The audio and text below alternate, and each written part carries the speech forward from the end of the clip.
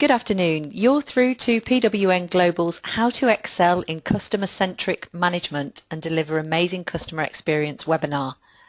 Today we have our presenter Silvana Buljan, who has a career spanning some 18 years and has worked across a multitude of industries involved in putting the customer at the centre of everything a business does. And for the past 12 years, Silvana's run her own consultancy practice, creating leading-edge methodologies to support building a customer-centric environment. She's going to be sharing her extensive knowledge and know-how with us today, and there will be an opportunity for questions and answers at the end of the session. So that's a very quick overview of Silvana's very impressive career. I'm going to pass over to Silvana now so she can start presenting and add some more to that profile. Silvana, over to you. Thank you, Rebecca, and thank you, PWN member colleagues, to also invest your time and efforts to listen to me. For me, it's always a pleasure to share everything that at Buljan Partners we do at our client projects, also in thought leadership, continuously developing new things to help companies really to make their companies a better place for customers and employees, because this is all about. Customers are persons, and we really try to have this personal approach as well, and seeing that we're all talking about relationships and persons in the first place before we talk about any complicated business concepts. And this is actually what my objective is for today, to show you that as an introduction, what is customer-centric management itself? What does it mean for a company to put the customer first, to say that we are oriented to customer needs, that we personalize our products and services according to customer needs, to also better perform as companies? What does it in general mean? What are we actually talking about? And my vision is that it's less complicated than we think it is, because it's common sense that each business, the only thing a business should do is it's get and keep and grow customers. And this is no new rocket science or evidence. It's just something that everybody who has a business, everybody who works in business knows, that without customers, nobody to send our bills to. So when we come into companies, what we usually see, or if you look at the big brands that are out there in the world, they have grown in the last, say, 15, 20 years regarding product leadership, or being centered and managing their business, thinking of the product as the differential value for customers, for the marketplace, to position themselves and have sustainable growth. But this focus on product is different than focusing on the customer. That's why you see in the presentation right now, what does it mean to move from product-centric, where we say that we invest in innovation, we invest in product development, we do market research to better understand customer needs for demand or products that they're willing to buy, why this is not the same as putting the customer first and thinking it's not a product that I'm selling to a marketplace that is defined, but there's a customer on the other side who has needs, who has demands, and I'm serving this customer with the best product or service portfolio that I could offer. So it's putting the customer first, meaning the start of anything that we do in the company, independent if this is innovation, independent if this is defining systems or processes and how we interact with customers. It all needs to have this customer view from the beginning. So what does it mean for a company who is used to manage products and have all strategies defined on a vision of the product to the vision of the customer? We talk about two main changes. And if you see these changes, what they're called, you can imagine that this is not a process or a journey that goes from one day to the other. It's actually something that I need to transform my business towards. And this is the cultural change and the structural change. When we talk about cultural change, is understanding that serving customers is different than selling products. Because if I have all my sales process defined on how I define the product advantages to my customers, I might forget to really listen to my customer first and understand what the needs are to better position the products that I have. but according to their needs. Now, so it starts with the customer and not with what I can offer, but what does the customer look for? And this is a mindset change. Because if you look at the traditional sales processes, for example, salesmen, for them, a sales transaction is something that they have a pipeline or sales funnel. Opportunities come in, they manage them, they call customers, they make follow-up after they have sent out an offer. But this is very focused on what I offer right now and what products and services I offer. It's not about the relationship that I want to have with a customer to continuously have sales conversations, because any contact that I have is something that leaves some impression at my customer. And this might be a sales conversation, but it could also be just how satisfied are you with what I have sold you back like 2 or 3 months ago or even a year ago? Is there anything that you want to share with me, and not being linked to a concrete sales objective. So this is something that salespeople normally don't understand, because they have their sales objectives, targets, their processes, how to close the deal, but once the deal is closed, they actually take care of another customer. So this is the cultural change that we're talking about. Mindset change, what does it mean? In this case, with an example of the sales process, but putting the customer first and not putting my sales objectives or strategic objectives that the company has defined first. And when we talk about structural change, is also looking at, okay, I managed my business based on product. Now I want to manage my business based on the customer. Do I have the right people here on board as well? How am I structured in terms of processes? How am I structured in terms of technology? But also what kind of team do I have? So if we stay with the example of the salesperson that I mentioned before, how willing is the salesperson to change the way of working with customers? If it's the salesperson who says that how I did it in the past worked a lot, I always I actually always achieve my objectives, why should I change? Why is it beneficial for me to put the customer first? We need to have the right arguments to show that just by selling differently, we sell better and more. So that's the rational view on it. But also, they need to understand that the world of the customer has changed, that customers are more educated, well-informed. It's nowadays, we live in Google times, so everybody goes into the internet to look at some evaluations that customers share regarding hotels, regarding products, regarding insurance. Independent, if we're talking about physical products or services, actually the customers talk more and share more, and this is a reality out there. Many times people in the corporations don't see that. So we do also talk about a structural change in terms of understanding how do we interact with customers, what information do we have, the people that we have, are they willing to understand what this change in the customer world means regarding their own activities? Do we need to do training, coaching, change management activities? So that's why we're talking about a structural change that is not that you cannot implement from one day to the other. And what exactly do we mean with customer centricity? What are the different pillars, or what is the framework when we talk about customer centricity, with the objective to have amazing customer experiences, or experiences that stay in the hearts and minds of our customers?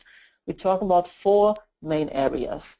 And I'm going to start with those areas who most companies have started with, because they are more the tangible, the rational things. And we could actually go back to technology. So I want to talk about customer-centric technology first. If we think about the evolution in the digital marketplace, or in general in the digital way of doing things, and we know that nowadays we can't do anything without a computer, without databases, without CRM systems who help us track everything that our customers do with us, independent if we're talking about managing leads, opportunities, or some incidents. Think of the telco industry, where there's a huge technology behind to manage all the billing, the numbers, the invoices, all the transactional data with customers, but also the profiling data that customers would give us in terms of giving them a better service. So it's really about huge investments in technology, which was started in Europe, let's say about 20, 25 years ago, when it was all about consolidating customer information, customer know-how, to have CRM systems, and to better understand who the customer is on the other side. So this was technology implemented to capture information. If we want to do this now customer-centric, we also think about how do customers engage with us, with the technology that we offer as a company. That's why we have such successful models like Amazon, where everything is easy, it works, it has the right functionality, it's something that we can easily use as customers to fulfill our basic needs to buy something. This something in the first place was a book. Now Amazon is a totally different company. After I think they are like 40 years old. Since they've been created, they are something totally different than what they were in the beginning. But they understood what does it mean to design technology in the view of the customer. So it's not something that the customer would suffer from interacting with them. It's something they easily use, and it works, and it engages with them. So the technology, most companies started with investing in technology to get a better view of who customers are, what transactional data they leave in the companies, and interact with them when they call in the call center for any kind of inquiry or even complaints that they would have. And this was the main focus back then. Now we would say, if we're talking about customer-centric technology, it's also thinking of the engagement part with customers. But this was something that most companies would go for first, because it does not involve that much of a change in terms of people management. We implement new technologies. There is a change process in terms of the users, how to use it, but basically that was it. So it's something tangible. We change systems. Then we also tend to, or should, change the processes, the interactions that we have with customers, all the customer supporting processes, independent if it's processes that support the direct interaction with customers regarding complaint management, customer service, or if you think about airlines, the onboard experience. So all these processes have been defined first to have a landscape of processes in place to understand what are we doing, where is the customer present in the organization, and then also the evolution was to define these processes with a customer view, not with the corporate view. I can give you here an example which is linked to process and system, and we actually all interact with this on a daily basis.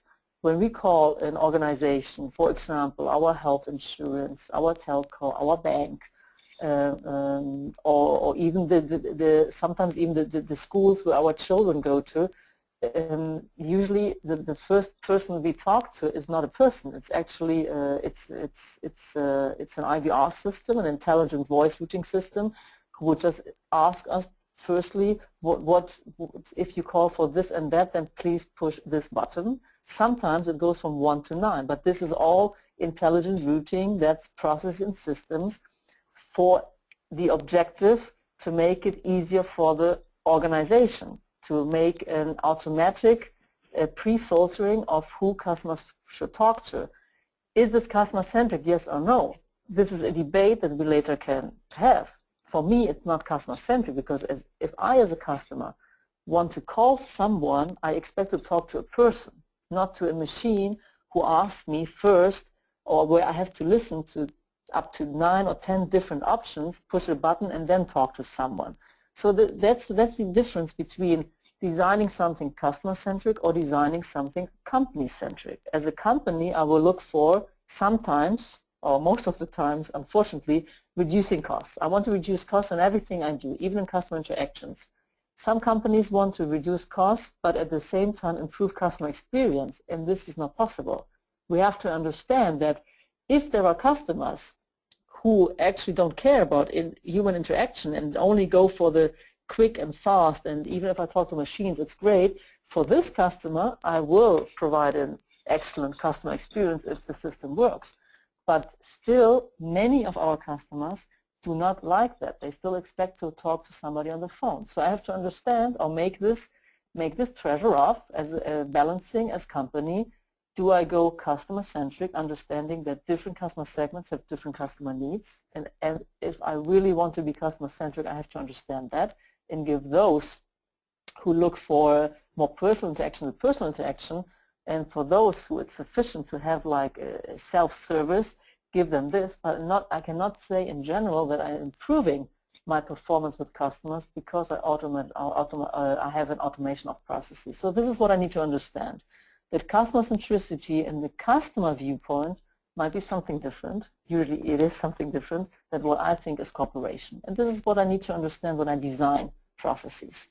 But still, technology, process, it's something that I can design, I can define, I can document, I can choose the right tools to have the process in place, to have the technology in place, but it's still not the human interaction or the more intangibles that we're talking about in our customer-centric model. So these two is something that most companies already have. So each company, even especially because it also goes in line with the quality standards, every company has processes designed, technology in place to serve customers, and there we would see the level of customer centricity they really perform.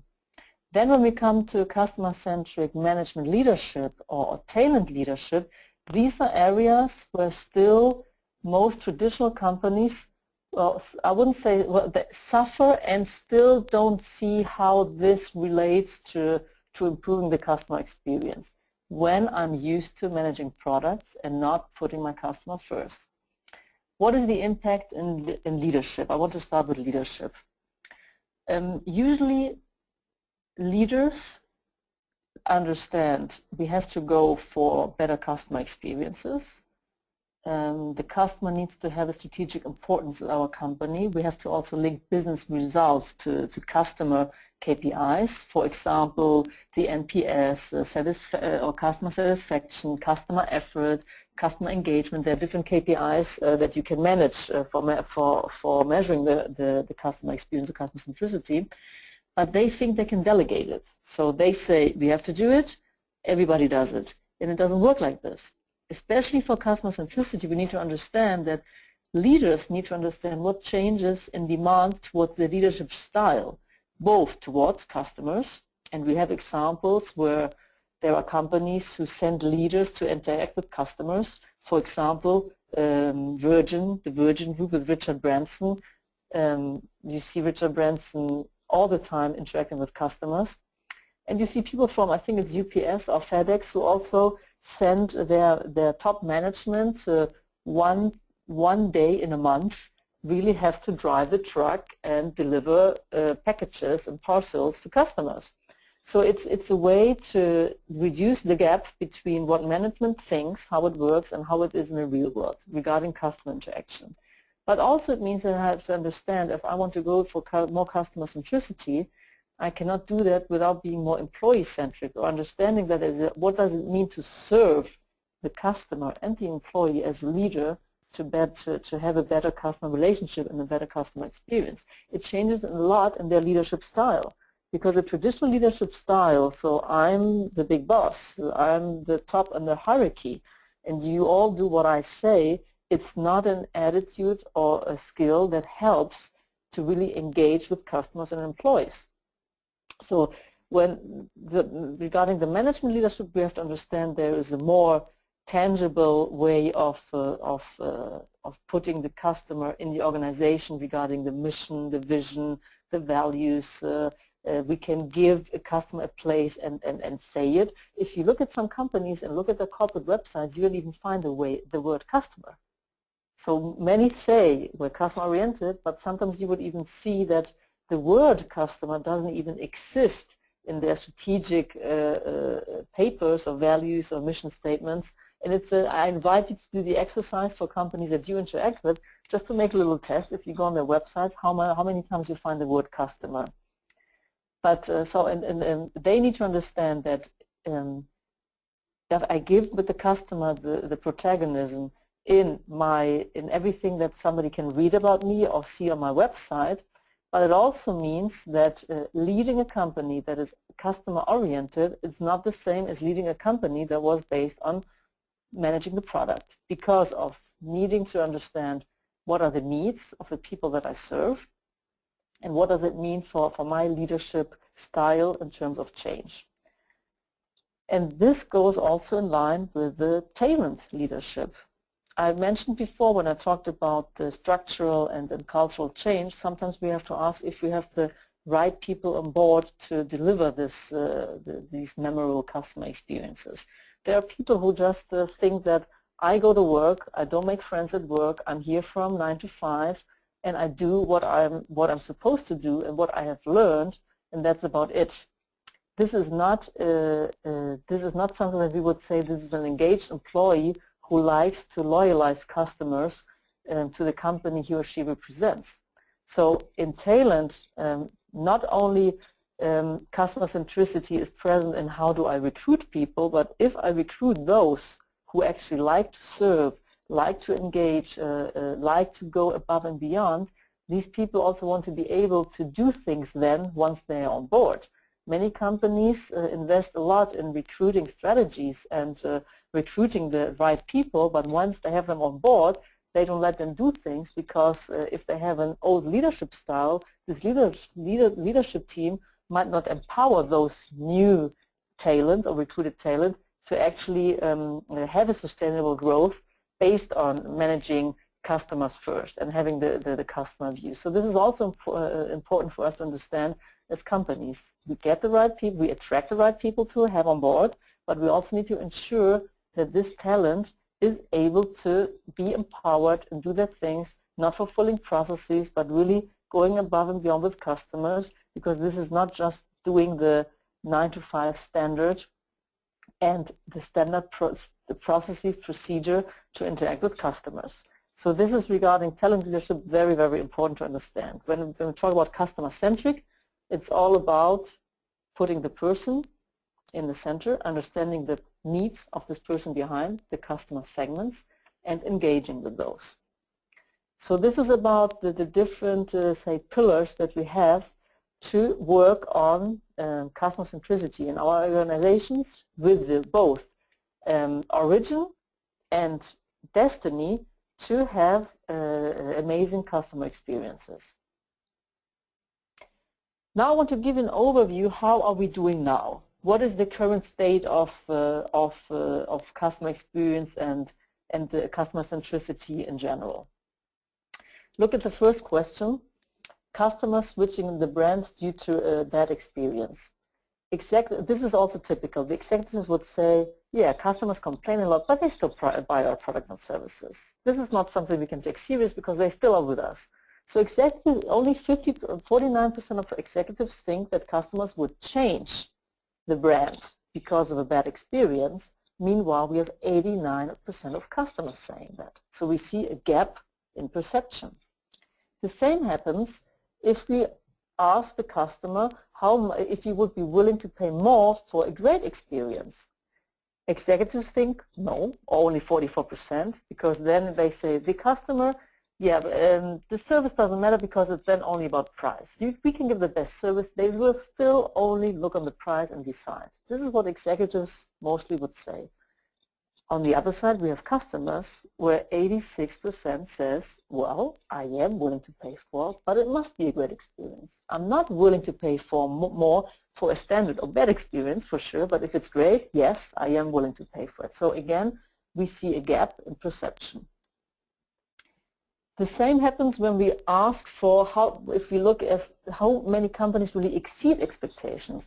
Here you see the difference between the years 2010, 11, and 12. We looked at the evolution, asking customers in general, how do the companies that you interact with, do they miss expectations, meet expectations, or exceed your expectations?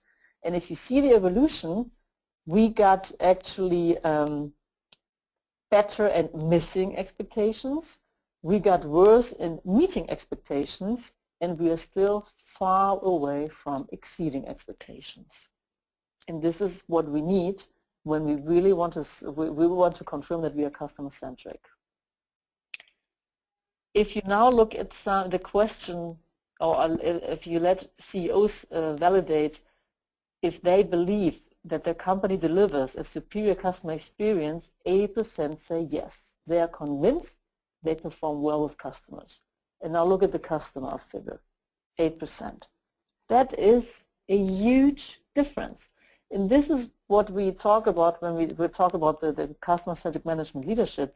If CEOs, first-line managers, live in a reality that is totally far away from what the reality of customers is, we cannot build a customer-centric organization. First, we need to reduce this gap. They need to understand that it's not that marvelous how they think it is. And then sometimes they ask why business results are declining, why are we not doing well, what has changed, if you do the same processes, if you do the same technology, what is changing?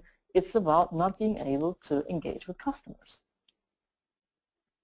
The good news is that 35% of executives do consider customer experience metrics in their important decisions. So they started to look, for example, at the NPS, at the Net Promoter Score, which is one of the standard measures that we have in the marketplace. Are you familiar with the NPS, or do you want me to explain it to you? Rebecca, you probably put everybody on mute, so I can explain it. If you just give me a sign, if you want me to explain it, I can do it. Otherwise, I would continue. Yeah, Silvana, do you want to go through a brief description of what it is? Okay. The NPS, it's a Net Promoter Score, and it's actually measuring, it's only one question. It asks customers if you would be willing to recommend the product or service of a company to friends, to family, to colleagues. It's just one question. Everybody who rates this question in a scale from 0 to 10, 0, not likely at all to recommend, from to 10, which definitely recommend, all of those who give you a 9 or 10 are considered promoters. So they are promoters of your brand. They do recommend you. And then we have those giving you from 0 to 6 are considered detractors, so those who would not recommend. And the 7 and 8 are neutrals. They won't recommend, but they won't talk bad about you either. So the NPS is the difference between the number of promoters that you have, and you take you subtract the number of detractors. And this value, this percentage, is then your NPS. For example, if we look at Apple right now is at a level of NPS of 70, and they were up to 90 a couple of years ago, meaning that they only have promoters, only fans, only customers who would recommend them. If you look at the telco industry, we usually find negative NPS, where the number of detractors is a lot higher than the number of promoters. Same happens in banking. Something similar happens in insurance. So if you look at the industries where there is in general a high level of interaction with customers and level of insatisfaction, these are also people who would not recommend you. And we talk about it's common to see negative NPS scores. This is why these industries as well were the first ones to really think about what can I do as a company to increase my NPS, my key performance indicator, which is the NPS, doing the things better. That's when they started to implement customer experience projects, creating departments with customer experience managers, really looking at the organization and processes, technology, leadership, talent, to really understand why are we performing that badly with customers. So this is the explanation of the NPS. It's the promoters.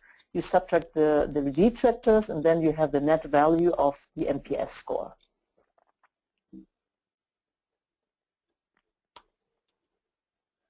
I talked before about Richard Branson and Virgin, and I wanted to show you how Virgin in the whole is doing it quite well in any of these areas, starting with leadership.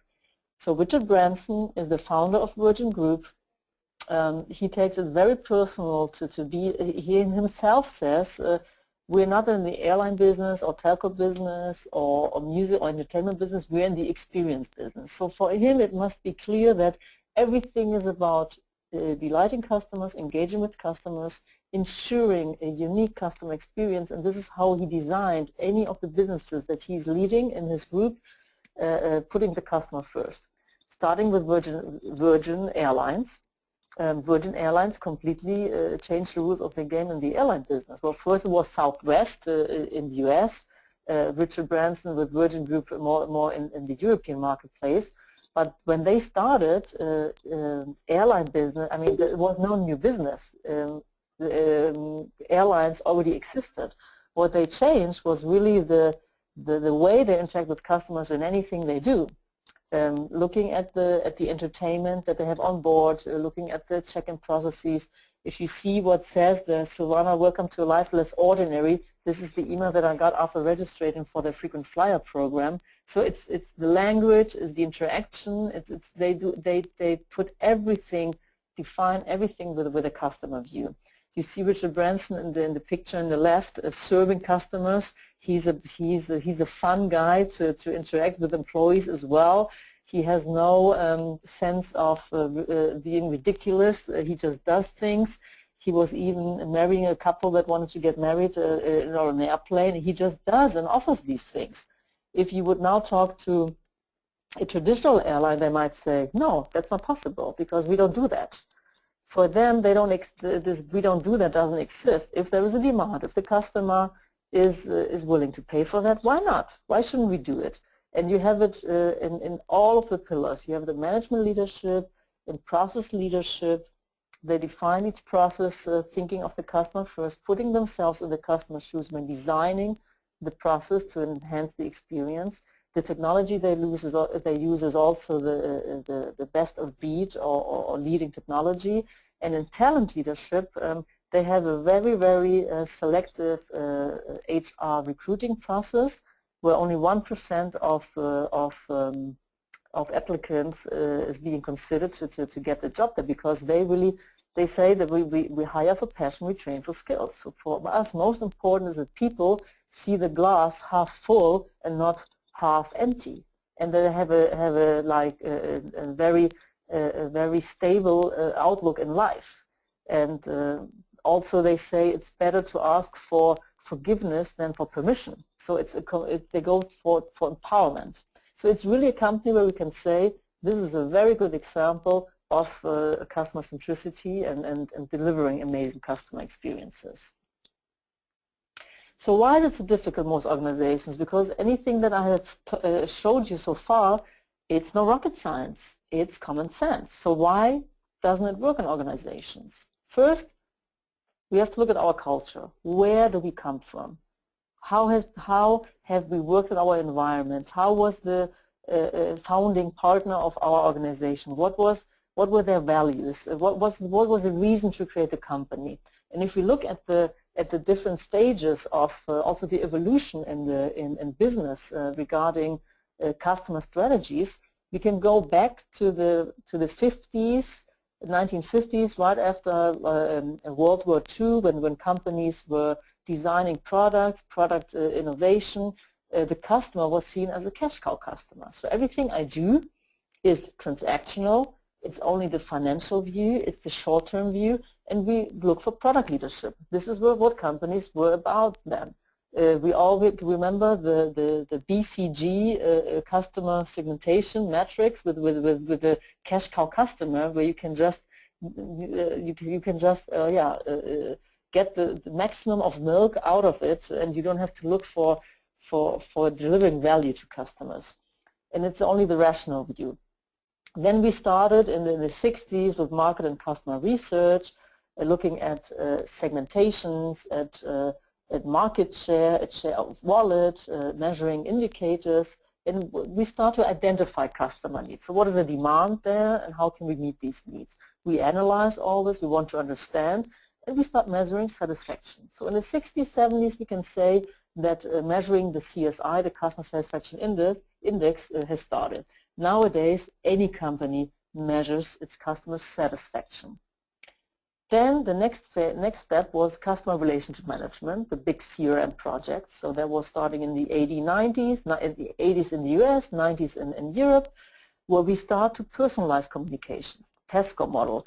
Tesco was one of the first in Europe to really invest in systems to analyze customer transaction. Based on that, have predictive analysis of what customers would like. They would personalize coupons and increase sales by that. It worked because I don't give the same marketing message to everybody.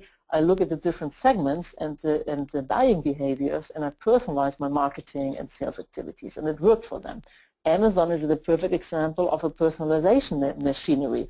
We all know when we buy on Amazon, they would recommend us books that others have bought, who have bought what we have bought. So it's all a business rules machinery behind that. It's also about consolidating data, different databases and organizations. Sometimes you would see up to 20 or 30 different databases, customer databases, so it consolidates into one database and have a data warehouse to do more customer intelligence activities. And so we target campaigns and communication. This was the CRM area. Now when we move to the customer experience management, that leaves also behind CRM, we talk about looking at the different interactions with customers. We design the customer journey. We want to see what are the interaction points or the touch points that our customers have with us, with our organization. We ask them for importance. What is important for you, my dear customer, and how is your satisfaction in the things that are really important for you? I identify the moments of truth in the relationship with my customers. I'm talking about memories, emotions. I want to be important in the life of my customers by engaging with them and by strengthening the relationship with them. But this is what the customer experience is looking for. And if we look at the last one, the customer-centric leadership, it's about sustainability. It's not about putting the customer first because we only look about profits. We do also look at a sustainable business. We want to engage. We want to create real loyalty, not the discount loyalty. If your leadership and customer centricity, you don't really have to think about the pricing issues that much. Yes, you still have to check how your marketplace is, how your competitors do, but you can also ask for a higher price for being customer-centric. Customer-centric for a better experience, for interacting with customer-centric businesses, they are willing to pay more for a product or for service, and we look for the relationship. So the problem now is that every company wants to be in the right part, combining rational and emotional viewpoints, but they still make decisions in the far left. Cash cow customer, transactional, financial, short-term product leadership. I don't know how you see it, but at least in the companies who I interact with, or where we usually do a first meeting to see how we can collaborate, work with them and customer experience or customer-centric management projects, we see they want to be on the right side, but still the decisions, the way they lead and the decisions they make are on the left side. And this is not congruent. This is not coherent. You cannot want to be one thing but not change anything and how you interact and how you actually manage your company. The second reason is the present way of interacting, full of rules. We have compliance, we have rules, we know what we know what is expected, how to do it, but engaging means spontaneously sometimes decide what is good for a customer if I want to loyalize him. So we cannot only look at fulfilling processes and rules that our company has designed. Imposing the future versus creating it. This is what I also said in the beginning. We turn from product to customer. So this is a project now, and afterwards we all have a customer-centric mindset and a customer-centric culture. No, you cannot impose it. You need to create it with your employees, with your customers, by listening. We keep staying on the functional side. This is also when we've talked about processes and technology. This is the functional side of it, and it's what we as organizations feel comfortable with, because it has been a taboo to talk about emotions in business.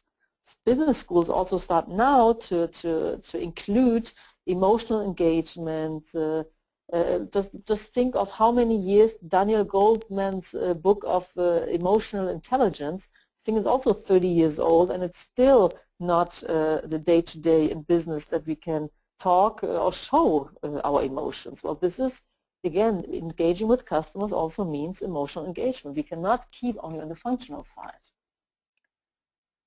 And many companies don't deliver what they promise. We see marketing messages, nice communications, TV campaigns, brand solutions, all putting the customer first, passion to perform. We are the customer first. You are the most important asset that we have. These messages are out there, but if we are in the real interaction, we mostly don't deliver what we promise. And this is the first that we need to understand. This is what customers experience with us. If we do not deliver what we promise, we will never have promoters or fans. And this is also reality that we see in many organizations. So what is said, we are customer-centric, customer first. What is done, that we actually are, we lose time coordinating meetings, discussing, debating. Everybody, even in management teams, the sales manager will have a different view from the CFO and so on. So this is what is being done.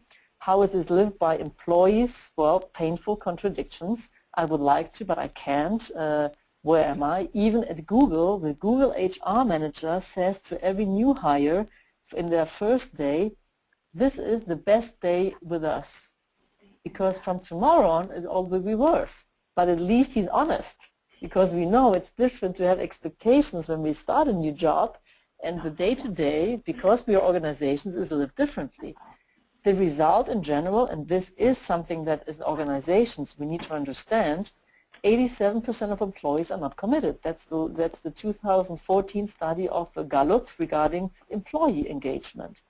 How can we have amazing customer experiences where we need engaged employees to deliver these experiences, and we only have 23% of employees engaged? So this is something we need to understand as companies, how this customer-centric talent management impacts customer experience.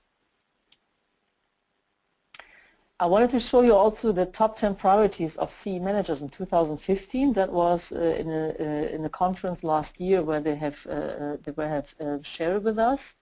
Number one, emotional engagement. So we see that now we are in the state that we have understood that the functional side is not enough, and yes, we do need to still measure customer satisfaction. We need most of the customer programs. We need to map the customer journey. Emotional engagement is what they consider top one priority, to understand that we have to keep that only the functional side is not enough. Talking about emotions.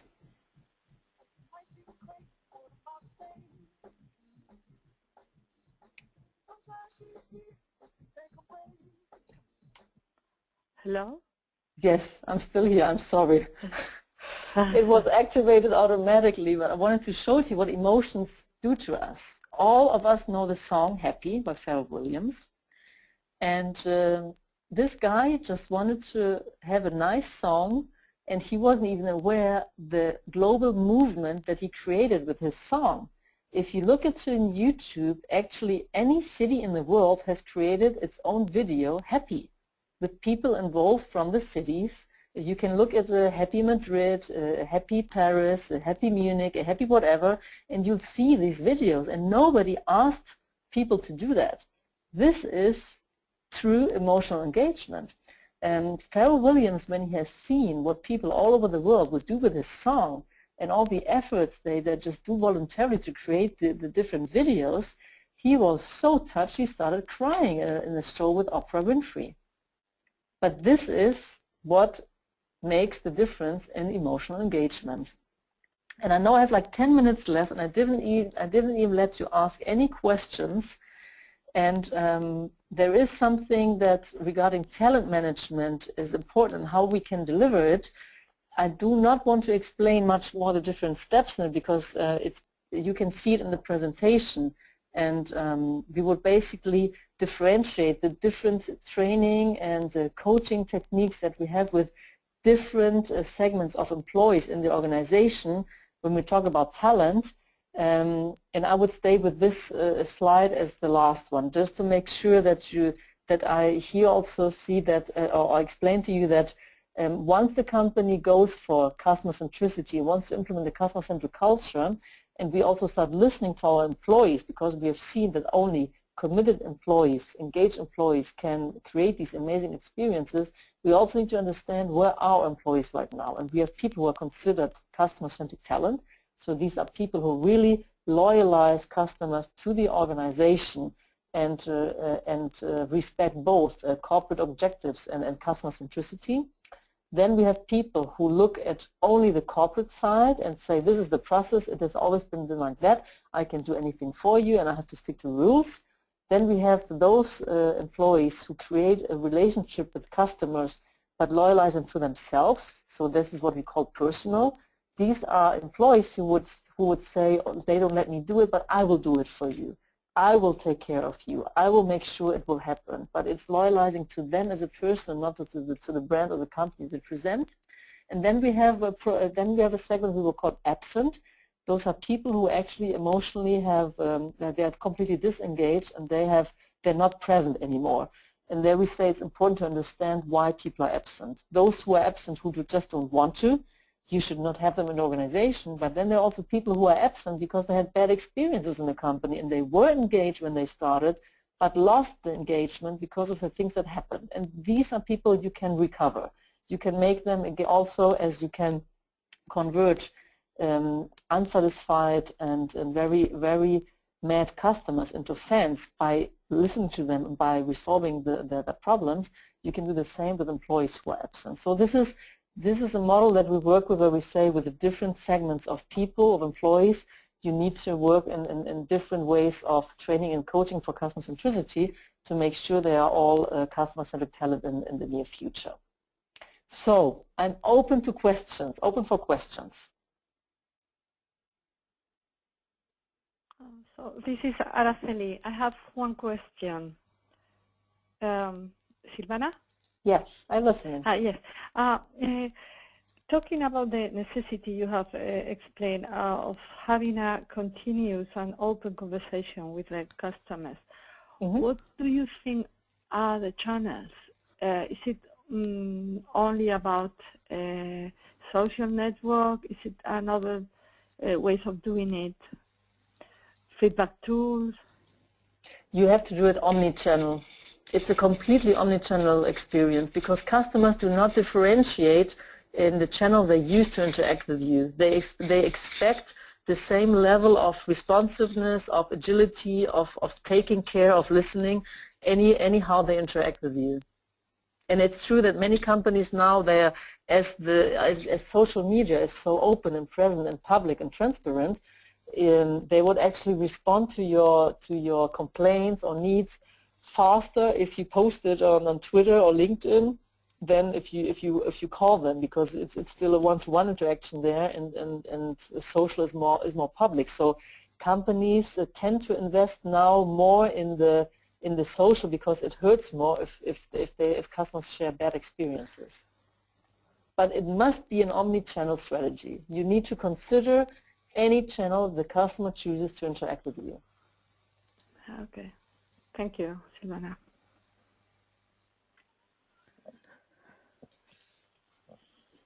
Silvana, I don't have anybody on mute, so the ladies that have called in via the telephone, if they need to unmute themselves, just to remind them it's #6.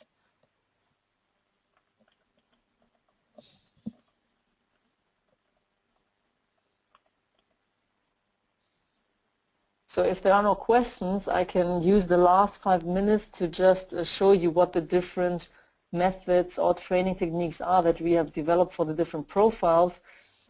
For the talent, for example, those employees who are considered talent, we also differentiate them in different groups.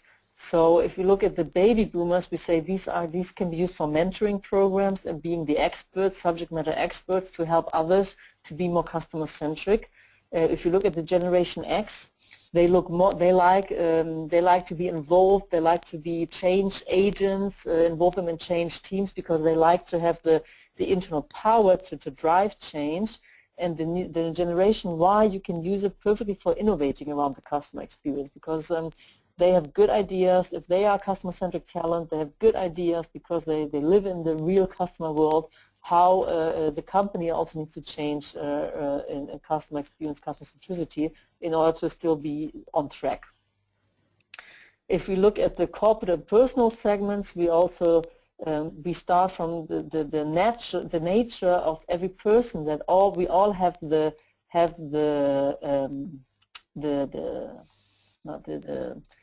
host inside, so we can all be hosts because we have this capability, the ability to be a host.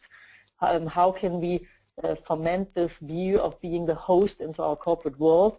We say leaders and especially middle management can receive training, coaching, mentoring, and teams it's more training and then follow-up of trainings, and brain gym to have like disruptive techniques of being involved in cases for customer-centric management, what worked in the organization, outside the organization, but this how we would keep them in a phase that they say, yes, I'm interested in being customer-centric talent.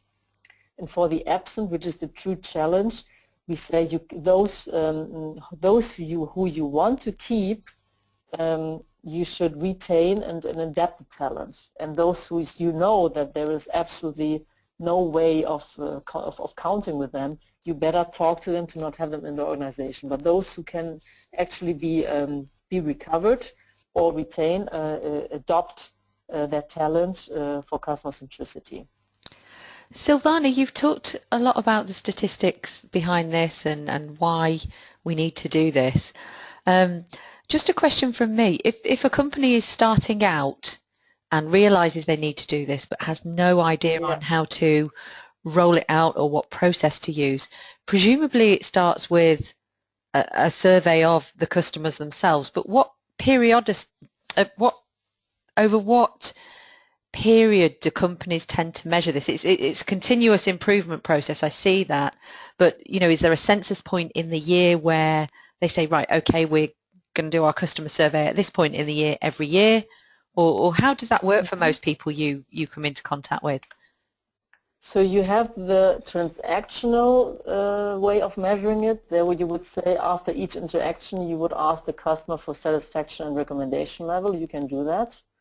And some do it once a year if they want to measure the complete experience. We recommend, if you want to know the complete experience across the whole customer journey with your customers, it should be like once a year, because otherwise it will also come to an exaggeration in the market. Now actually, even if you buy a coffee at Starbucks, every time they will ask you, so how satisfied were you? We over-engineer sometimes, but if something is if something is like the new paradigm, everybody wants to be there, and we kind of abuse also the relationship that we have with customers. We usually recommend, if you want to have a view on how you perform with customers on an overall basis, it's enough once a year. And you can still do the transactional part if it's, for example, after a complaint that you have managed. You should follow up with the customer to see not if he or she is satisfied with the solution, but how was the interaction? Did we respect you? Do you still trust us? What can we do to improve the experience? So a listening, continuous process should be in place, but it's different what you measure. So you can measure concrete interactions and to see how well you perform, to also manage different areas in your organization, the contact center or marketing campaigns, even whatever. Or you can see it as a holistic view once a year. This is what usually companies would do. Okay, thank you. If we go to some basic recommendations, because I said from the beginning, it's not a rocket science, it's actually less complicated than we think. Start small and just with simple things. Saying thank you to customers doesn't cost money. It doesn't cost money. How many times as companies we call our customers just to say thank you for being my customer? We overwhelm them with marketing, promotions, discounts, whatever, but sometimes we forget the basics, which is just saying thank you. pay more attention to common sense than to sophisticated PowerPoints and methodologies. Sometimes, and see, I'm a consultant. I would consider myself as intelligent enough to understand the different models. But sometimes I see models, I think, oh my God. I mean, there's somebody who manages PowerPoint perfectly, but what does it mean now in reality? How can I take this into reality? And sometimes we talk about sophisticated way of measuring and doing and this and that, but if we just put ourselves in the customer in each interaction that we have and think of how would I feel if I was on the other side with what I say, with what I promise and how I deliver, would it be enough for me? That's common sense. Many things can be eliminated because it's just not keeping to do things where we know it has a negative impact on the customer experience. Just we stop doing it. If we look again at the Virgin example, Virgin Group, for example, they discovered when they, with their voice of the customer programs, they've seen that when customers were not satisfied, most of the top reason was passing security at London Heathrow. So the security control, that there were many lines, that it was crowded, that it took them time, they would lose time. So this is what they actually would complain about. But this is not force majeure it was force majeure for Virgin Airlines, because everybody would have to pass through the same controls. So they had the idea, well, if customers value it so negatively, but it's important for them, why don't we have our own security control? And they asked London Heathrow Airport if they could have their own security control, and they said yes. Other airlines afterwards were complaining to the port authority at London Heathrow, saying, why Virgin yes and we can't have the same? And you know what the answer was? You never asked. You never asked. But this is common sense. Sometimes we think things can be because they can be, but nobody really can explain why we're doing the things the way we do, because we would do it differently if we would just use our common sense. Measure less, act more. Sometimes we see paralysis through analysis. So many analysis, so many KPIs, so many things to analyze that you actually you do not invest time where you should, and this is being with customers. Sometimes I can do tons of surveys, and sometimes I can just invite some customers to have a coffee with them and to listen to them, and it gives me the same insights. So sometimes we really tend to measure everything, we want to measure everything, and we need to justify everything in the business case, and yes, we need to do it because we still need to convince the CFO, that's clear, but in the operative management, sometimes it's better to act more and measure less. Truly understand what engaging employees means. It does not mean saying yes to everybody for what they want. It's just being there and listening and understanding what is important for them. And not employees as well. The highest motivation is not having the highest salary, is how much can I actually be useful for this company and how can I make a difference. It's not about 10 or 15% increase in salary. And just do it. Just do it. No new paradigm, no rocket science. I think it was clear through the whole presentation that that the basis of any customer, for any business, is to have customers and to engage with them. And sometimes we just need to do it, and not restrict ourselves and having too many consultants on board to analyze how should we, how can we, how can't we. Just go out and start interacting with customers. It's not difficult. And that's basically it. I don't have more to share. Well, thank you very much, Silvana. I think that's given all of the listeners a great insight into the knowledge that you've gleaned over the years, which is clearly extensive. I see that you've put your details up on screen there on the end of the last slide. So if anybody wants to contact you, we will be publishing this video on our website. We will be publishing it through our social channels, and all your contact details will be there. So that's great if people want to reach out to you. And just on behalf of PWN Global, I'd like to say thank you very much, Silvana. We know what an invested volunteer you already are in Madrid, but helping us build our online content as well in this way is really helpful too for the Federation as a whole. So we thank you very, very much for your time today. Thank you also for paying me attention. Thank you very much. Okay. Thank you. Thank you to you also, Rebecca, to have organized. No problem. Thank you very much, Araceli. I'm going to turn the recording off then. I hope.